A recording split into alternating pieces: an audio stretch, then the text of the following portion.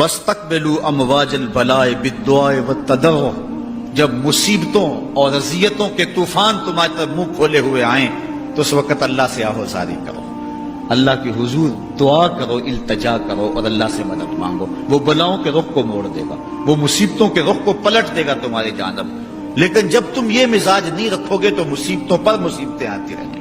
حضرت موسیٰ علیہ السلام کے پیٹ میں درد کا احساس ہوتا ہے تو کوہ طور پہ چلے گئے، کیسے جلیل القدر نبی تھے، اللہ سے ڈائریکٹ رابطے تھے، اور جا کے کہا مالک میرے پیٹ میں درد ہو رہا ہے۔ اللہ اکبر۔ گھر کے نجی معاملے بھی رب سے ڈسکس کرتے تھے، اور کوئی جو ہے وہ ایسی چیز ہوتی وہ بھی رب سے ہی عرض کرتے تھے۔ کہا میرے مالک میرے پیٹ میں درد کا احساس ہو رہا ہے، دوائی کی پوری لینی ہے تو وہ بھی جا کے کوہ طور سے رب سے ہی لیتے تھے۔ تو اللہ تعالیٰ فرمایا فلان جنگل میں چلے جاؤ، وہاں اس شکل کے پتوں کی ایک بوٹی ہے، اس کو توڑو نچوڑو، اس کا پانی پیو، تمہیں شفا مل جائے گی۔ حضرت موسیٰ علیہ السلام گئے اور جا کے بوٹی کو توڑا نچوڑا، پانی پیا، شفا ہو گئی۔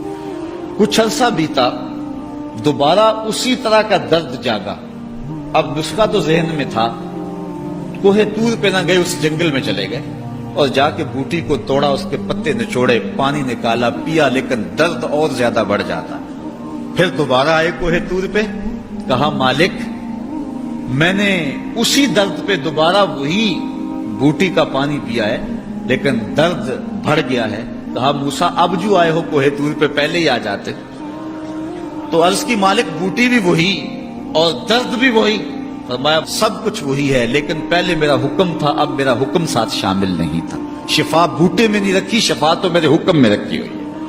اس لیے ڈاکٹر کے پاس جاؤ، حکیم کے پاس جاؤ، لیکن شفا اللہ سے مانگو کہ شفا ہمیں دینے والا وہ ہے۔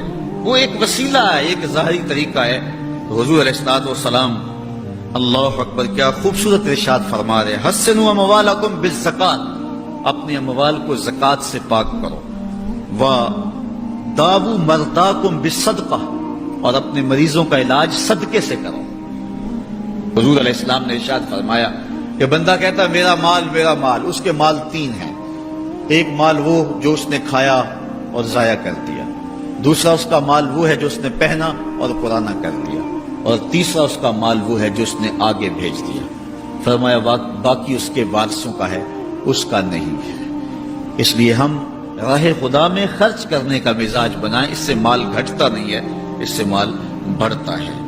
بلکہ جب راہ خدا کے اندر ہم خرچ کرتے ہیں تو ہمارا جو دوسرا مال ہے وہ بھی پاک ہو جاتا ہے۔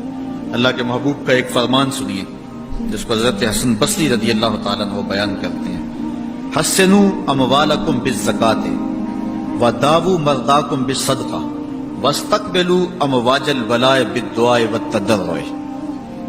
فرمایا کہ اپنے مال کو، اپنے اموال کو زکات سے پاک کرو اور اپنے مریضوں کا علاج صدقے سے کرو، اور جب مصیبتیں اور بلائیں تمہارا رخ کریں تو پھر دعا سے اور اللہ کے حضور زاری سے اللہ کی مدد چاہو۔